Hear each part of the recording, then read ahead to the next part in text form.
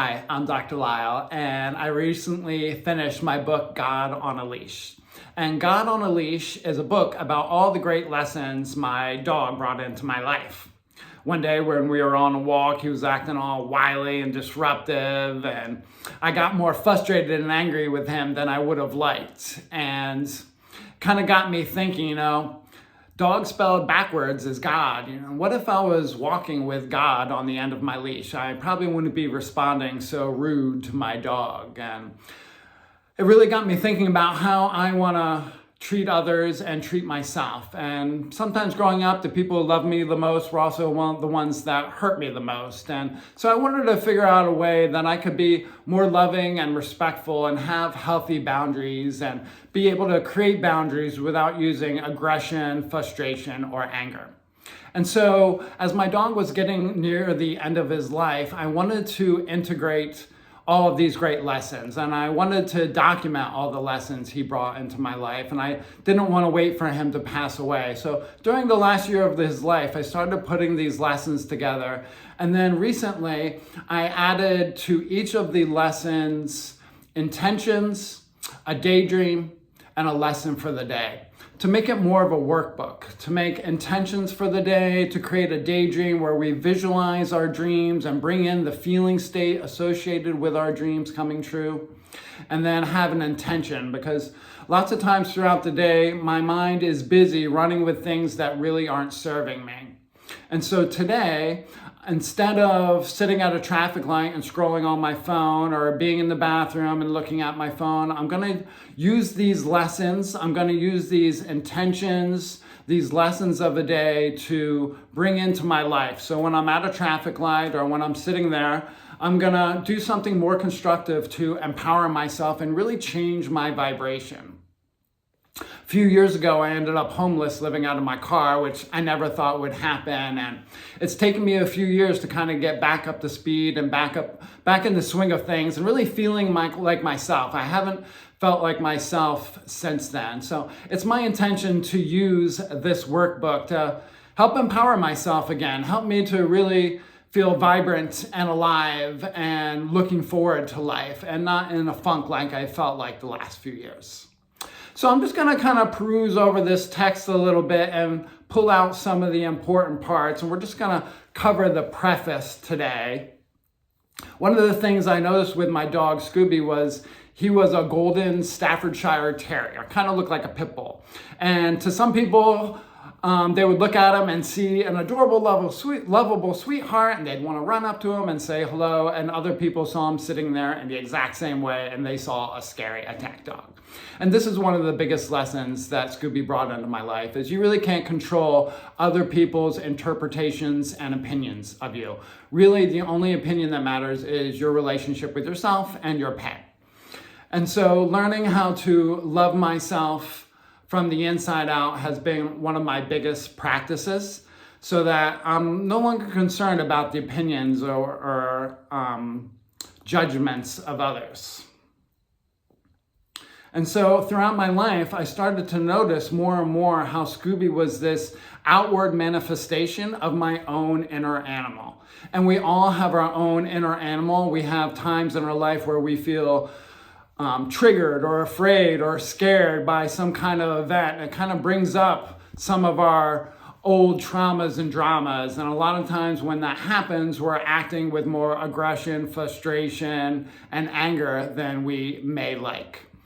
And so that's been one of my goals, is to really help love myself more than ever before and be the champion to myself and parent to myself that maybe my parents couldn't be, even though they were loving, wonderful parents. All right, let's see. Let's move on to the intention. May I see the beauty within myself first and foremost, so that I am truly able to see the beauty in others. May this text liberate, empower, and bring total absolution to myself and all who read it. May these teachings help us feel tethered, magically leashed to our internal guidance system called life, an ever-present, inexhaustible river of liberation, thriving freedom, and open intelligence. May this book and these words be an honor to my dear friend and soulmate Scooby, and all sacred teachers who have blessed my life and will come into my life to bless me in the future. I am grateful for the life I am, wrapping us up in these amazing characters named Scooby and Lyle, and disguising ourselves as the godliness we are in such fun, unique, and obvious ways.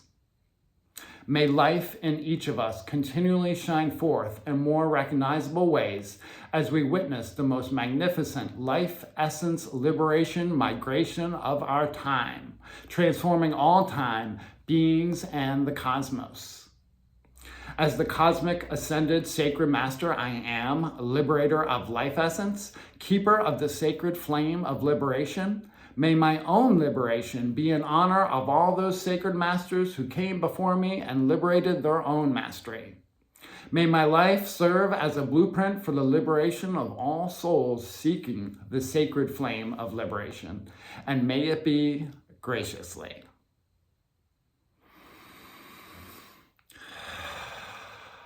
And then after the intention, there's a daydream or receiving mode where we're gonna not only visualize our dreams, but bring in the feeling state associated with that dream to really help anchor it into our minds. Because when we imagine something or actually see something happen, it fires in our brain the same ways. So in my daydream, I am fully liberated, expressing all of my strengths, gifts, and talents in my own unique way. I feel empowered and acting as my own best friend. Luck permeates my life as I align more and more with the truth and love that is my true nature. I feel at ease and surrendered as life unfolds and surprises me with the magic and miracles that are my everyday experience.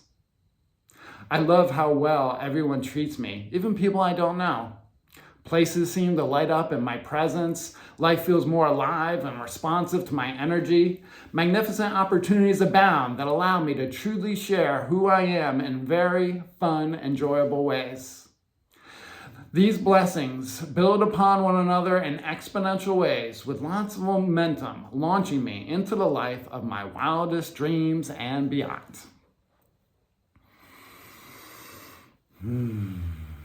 I like that daydream. That feels good. And then the lesson for the day, a short little mantra. As I cherish and honor the relationship with myself, I am fulfilled, soothed, and empowered. So I'm going to take this lesson of the day and this daydream with me throughout the day. And so when I'm in the bathroom, when I'm stopped at a traffic light, when I just have a few minutes to myself, I'm going to go into this daydream and visualize my dreams coming true. I'm going to repeat this mantra to myself and remind myself to cherish and honor the relationship with myself. And in this way, over the next 20 days, I'm going to add more and more time of appreciation, love, and joy into my day instead of just scrolling when I'm stuck at a traffic light. So if you feel so called, maybe you'll join me on this journey. If some of this doesn't resonate with you, make it yourself. Change the intention, change some of the daydream. I want you to make it your own and just use this as a template to help empower yourself and liberate your life essence. Liberate all your strengths, all your gifts, all your talents so that you can live as the best self and really serve not only yourself, but other people and humanity by living your best life. Thank you so much for being here. I love you so much. Have a great day. Bye-bye.